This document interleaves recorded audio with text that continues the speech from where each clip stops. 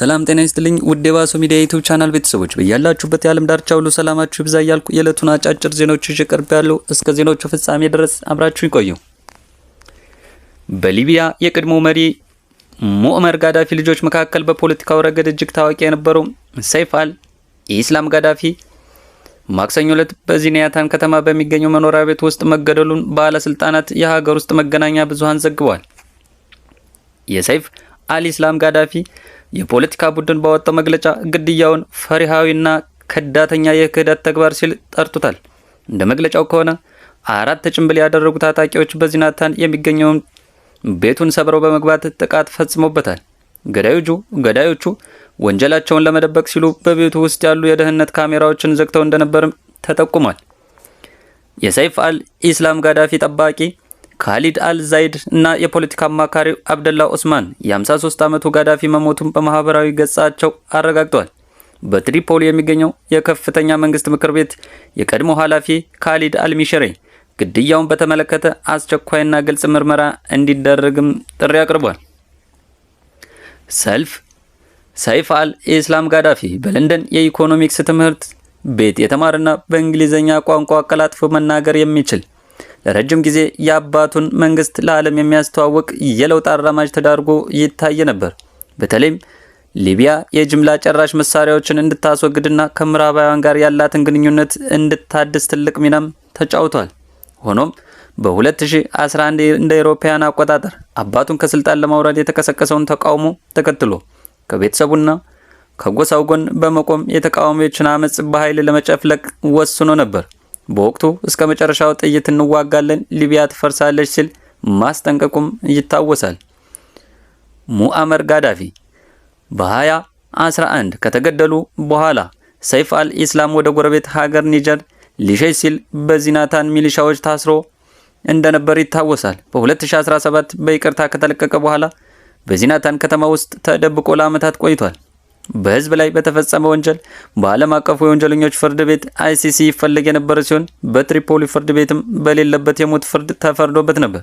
በህዳር 2021 እንደ አውሮፓውያን አቆጣጠር በሊቢያ ፕሬዝዳንታዊ ምርጫ እጩ ሆኖ መቅረቡ በከፍተኛ ውዝግብ አስነስቶ የነበረ ሲሆን ይህም የሊቢያን የፖለቲካ ሽግግር ይበልጥ ውስብስብ እንዲሆን ካደረጉ ምክንያቶችም አንዱ ነበር። የግድያ የቀድሞውኑ በፖለቲካ ለመረጋጋት ውስጥ ለምትገኘው ሊቢያ አዲስ የስጋት ምዕራፍ ሊከፍት ይችላል ተብሎ ተገምቷል። የዶክተር አንዱዓለም ገዳይ ቅጣቱ ወደ እድሜ ልክ ጽኑ እስራት ተሻሽሏል። ዶክተር አንዱዓለም የባህር ዳር ዩኒቨርሲቲ መምህር እንደነበር ይታወቃል። ሆኖም ዶክተር አንዱዓለም ዳኘ ገዳይ በሆነው ተከሳሽ እሱ ባለው የነበረው ሳሙኤል ላይ ተጥሎ የነበረው የ25 ዓመት ጽኑ እስራት በይግባኝ ታይቶ ወደ እድሜ ልክ ጽኑ እስራት እንዲሻሻል የአማራ ክልል ጠቅላይ ፍርድ ቤት ወሰነ። የባህር ዳርና አካባቢው ከፍተኛ ፍርድ ቤት ህዳር 12 ቀን 2018 በዋለው ችሎት በተከሳሹ ላይ የ25 ዓመት ጽኑ እስራት ውሳኔ ሰጥቶ የነበረ ቢሆንም አቃቢ ህግ ቅጣቱ ከተፈጸመው ወንጀል ክብደት አንጻር አስተማሪ አይደለም በሚል ለክልሉ ጠቅላይ ፍርድ ቤት ይግባኝ ማቅረቡ ይታወሳል። ተከሳሹ እሱ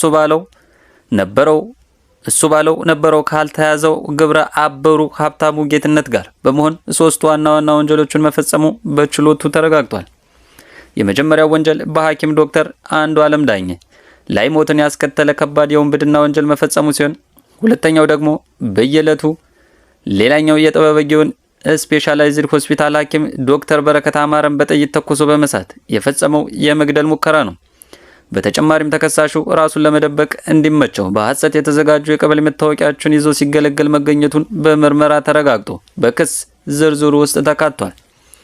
የሰሜን ጎጃም ፍትህ መምሪያ የመደበኛ ወንጀል ጉዳዮች የሥራ ሂደት አስተባባሪ አቶ ሀብታሙ አዲስ እንደገለጹት የመጀመሪያው ክስ ብቻውን በሞት ሊያስቀጣ የሚችል ከባድ የውንብድና ወንጀል ሆኖ ሳለ የታችኛው ፍርድ ቤት የተሰጠው ውሳኔ የቅጣት ማክበጃዎችን ውድቅ ያደረገ በመሆኑ ሊሻሻል ይገባል በሚል አቃቢ ህግ ተከራክሯል።